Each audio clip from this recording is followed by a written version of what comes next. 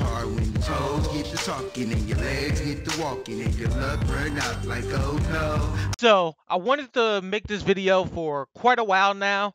The biggest thing that I've had issues with was the fact that there's a lot to this movie and there's a lot that can be said about this movie. And I want to try to convey my thoughts to you guys to where you see my standpoint on what I thought about this movie, as well as still try to give you a fair review that justifies whether you think it's worth watching or not. So here we go with Batman the Killing Joke.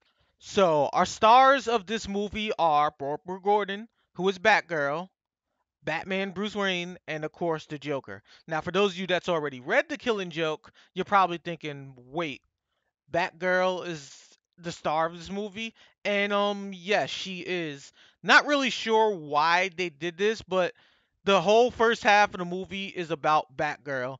They spend time trying to get you to understand her point of view, her relationship to Batman as far as the fact that like she's madly in love with him and eventually, spoilers, sleeps with him, as well as a couple of other things like her connection to Commissioner Gordon, which is her dad. All of that before, the Joker eventually rapes her. Now, I have a lot of mixed feelings about this. I mean, I understand it's a movie and you got different writers and stuff and they want to kind of bring their artistic vision, but I felt personally like they were trying to do too much with this movie because the movie isn't very long. It's only an hour and a half anyway.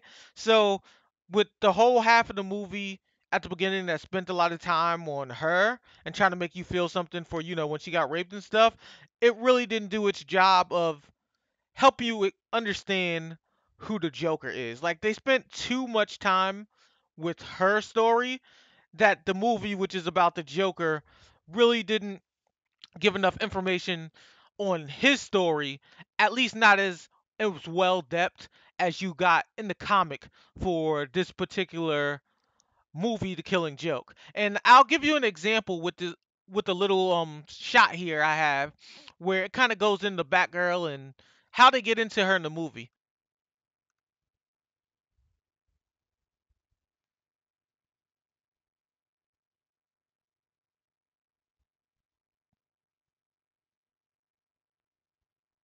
And hold that pose. As you can see from just that scene right here, this is how the movie starts out, and it already starts sounding like the story is about Batgirl. So, if you've never read The Killing Joke and you have no idea what it's about, I feel like this movie makes it feel like it should be about Batgirl. Then you get to the other half and it tries to convey the Joker and that it's about the Joker, and it's just confusing because it the way they try to do both of them at the same time, it more or less makes it feel like you don't know who the movie is supposed to be about. It's like meet Batgirl, here's what you should know about her. Meet Joker, here's what should know about him, but it doesn't do enough to give you like really any complete emotional ties to those characters as well as the objectives of what they're doing. I mean, well, Batgirl's objective is clear because she's going to be in the hospital, but I mean, as far as the Joker, they don't really accomplish that too well. And I'll show you in a couple other clips. I'm not here because of what was found today. I'm here because I need to be. Make sure you remember those words, everyone. I've been thinking lately about you and me, about how this is going to end, about who will end up killing who. Perhaps you'll kill me, perhaps I'll kill you. Perhaps sooner, perhaps later. You know that, don't you? See, now, from this clip right here, it gives a little tidbit of what I meant. For those of you that's read The Killing Joke, you probably will understand what I'm getting at in a moment, where those who just saw the movie I will have no idea because the movie didn't depict this as well as they should have. If we go back to the last scene I saw where he was saying that he went to Arkham to see Joker because he needed it, but he never really went into detail what it was. He just said he needed it. Then you see this scene where they're playing cards, and he's talking to him about how, they're in a mental chess match on who will break first. The Joker on finally giving up because Batman will keep stopping him, or Batman from the Joker's insanity with trying to stop him and just going ahead and going to kill him. And the comic goes into a lot more detail with a lot of good scenes, just like this one that we get in the movie, but you get a lot more of that, and it really helps you understand the relationship of the fact that Batman needs the Joker.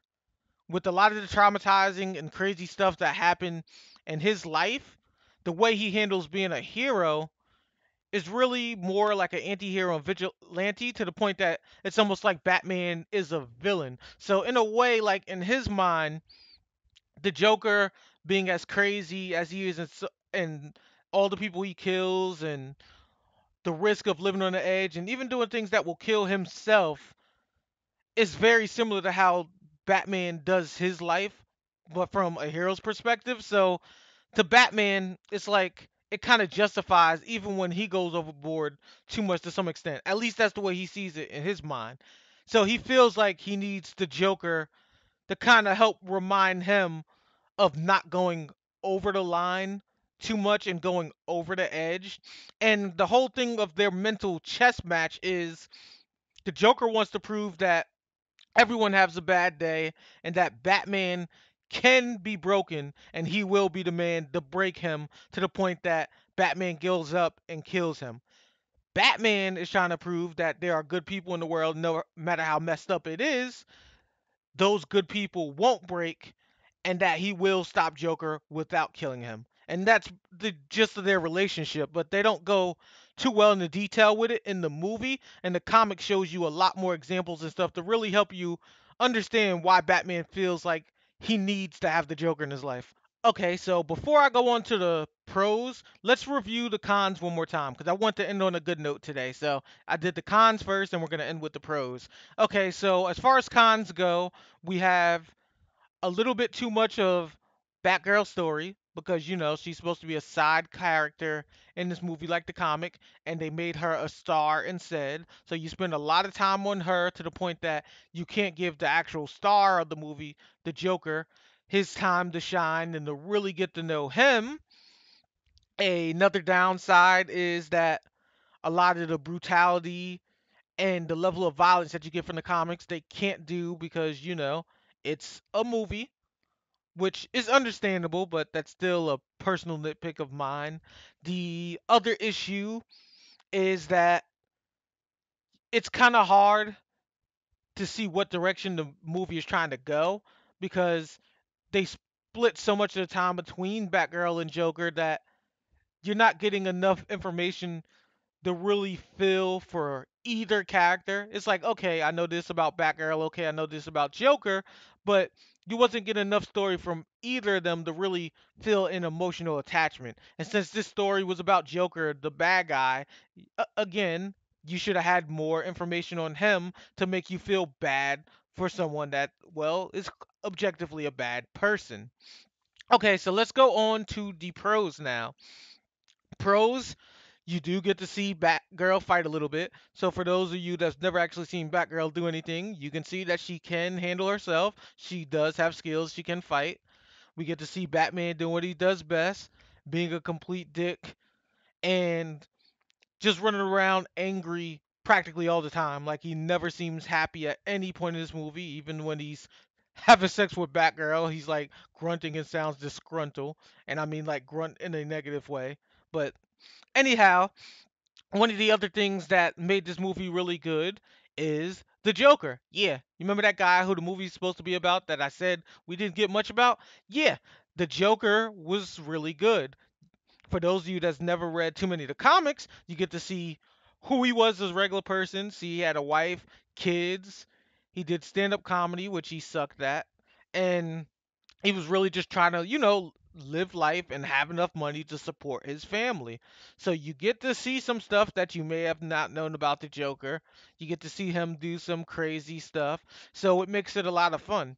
Overall, if I had to grade this movie, I would say it's definitely a rental. Like if you ever had the chance to use like Redbox or you wait a few years till it comes on Netflix and watch it, it's a good popcorn flick where you just kind of watch it and not think about it a lot and you'll have fun because the minute you start trying to piece things together a little more is going to infuriate you, especially if you already know the story. But if you're just kind of sitting down watching for the fun of being entertained, you'll enjoy this movie.